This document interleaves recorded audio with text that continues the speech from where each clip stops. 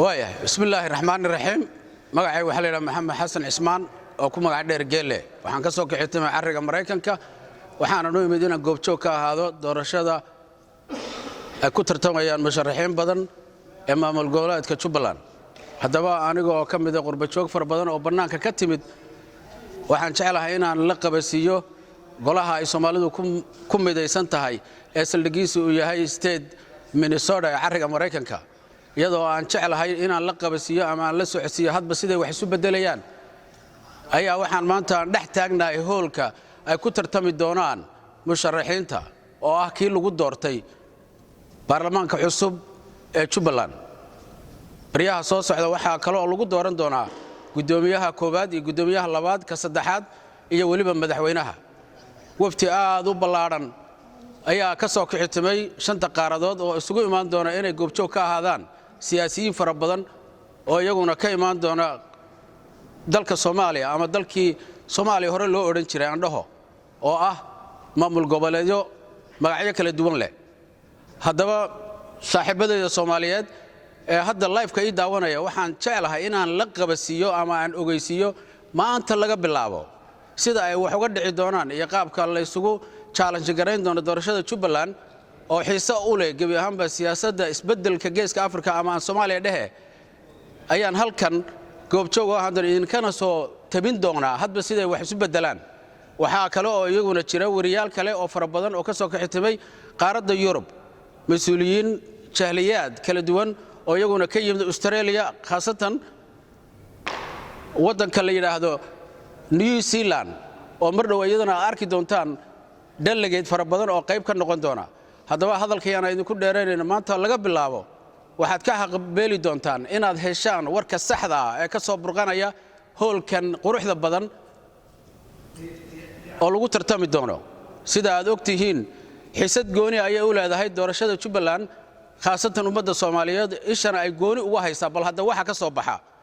anigoon hadalka ku dheeraanayna waxa agteeda fadhiyo oo u jeedaan gudoomiyaha jahaliyadda UK Cabdirashiid Daahir Ahmed oo asagu ah gudoomiyaha jahaliyadda UK muddana halkan ku sugnaa qaybna ka ah waftida ballaaran ee ka soo kaxitimay qaaradda Yurub bal hadda asaguna waxa uu ka yiraahday iyo aragtidiisa asagoo waliba dhowr jeer oo hore ku soo noqday ama goobjoog ka ah doorashooyin hore waxaan weydiin doonaa ama idin sheegi doonaan dhahe bal hadda fikirkiisa uu qabo ama uu ka qabo doorashada iyo wixii uu kala kulmay saacadihii uu joogay ama maalmihii uu joogay goobta maanta aan ku sugnahay waxa weeye hoolka weyn oo magaciisu yahay daawad oo loogu talagalay in ay ku soo gabagabowdo tartanka ka dhexdhici doona musharaxiinta Jubbaland oo aan jecel lahay cidii Ilaahay u idmo in si fiican aan ugu soo dhaweyno saad ogtihiinba hoolkan waxa lagu bilaabay oo dhacay doorashadii xubnaha baarlamaanka labaad ee Jubbaland saad ogtihiinba waxa ku xigi doona insha Allah maalmaha soo socda gudoonka baarlamaanka Jubbaland iyo ku xigeenadiisa waxa ku xigi doona insha Allah madaxweynaha musharaxiinta u tartami doonta haddii aan la idmo madaxweynimada Jubbaland inta markaan ka gudbo waxaan rabaa halkan inaan message yar uga diro shacabka Soomaaliyeed ummadda Soomaaliyeed siyaasiyiinta Soomaaliyeed meel kastoo ay joogaan waxaan rajaynayaa saad ogtiinba wararka la isla dhaxordayo oo intooda badan fake news-ka in intii la iska daayo la qaato waxyaabaha dhabta ah ee jira Kismaayo caasimadda ku meel gaarka ee maamulka Jubbaland waa marka koowaad horta waa nabad weey arrimaha doorashooyinka waad ogtihiin wadan marka doorasho ay ka socoto waxaad arkaysaan xamaasad badan iyo waxyaabo badan oo iska jira taas waa tartanka qayb ka mid ah weey laakiin dhinaca nabadda ama security-ga marka la fiiriyo wadanku waa nabad weey nabad baa ka jirta si fiican bay wax u socdaan ciidamada kala duwan ee qalabka sida si fiican bay u kontrooleen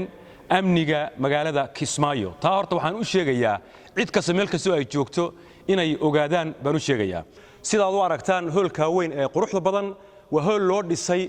inay ku soo dhamaato doorashada madaxweynaha Jubbaland haddii aan la idmo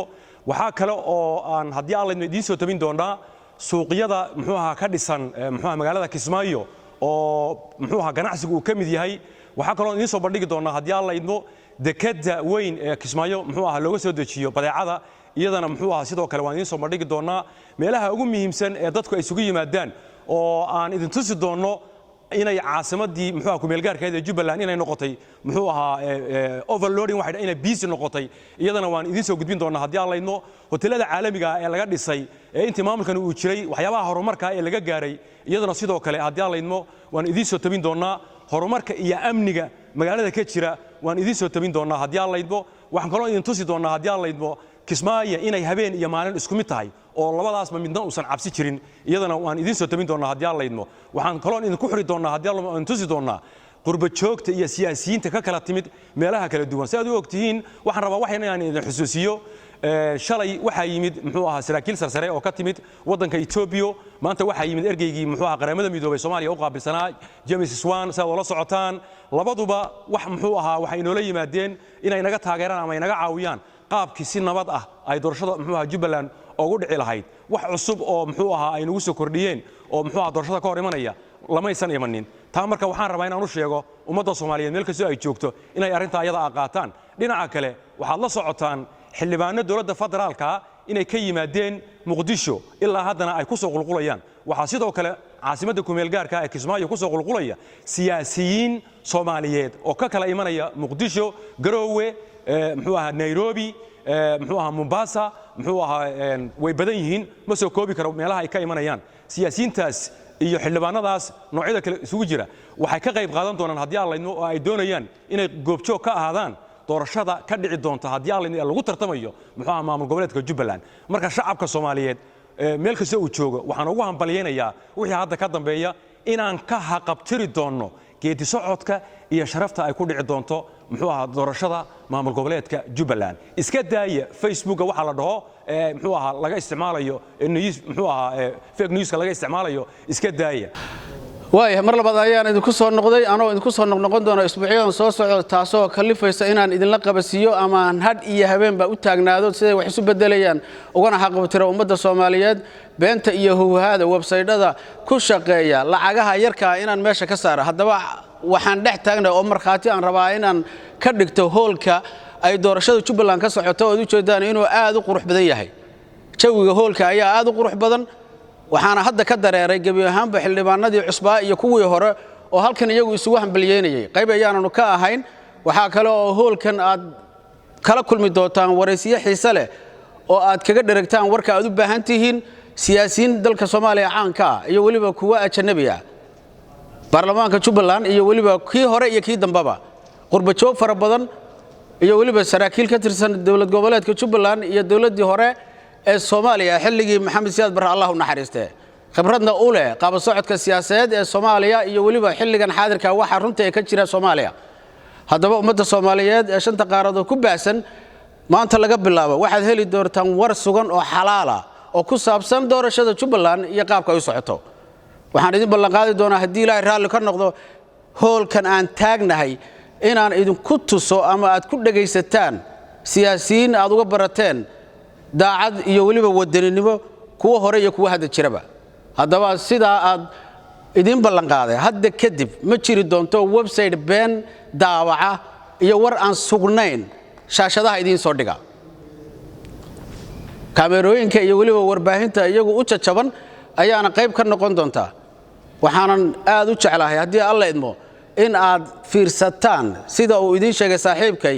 idaacadaha ama telefishinada aad kala xiriir doontaan barnaamijkan oo si istaba jooga uga bixi doona hoolka naftiisa garoonka caalamiga ee la yiraahdo Sayid Maxamed Cabdulla Xasan ee ku yaala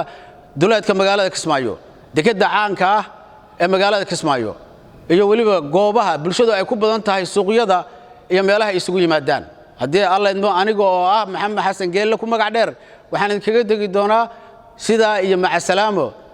gabi ahaanba isku soo noqod wanaagsan haddii alla idmo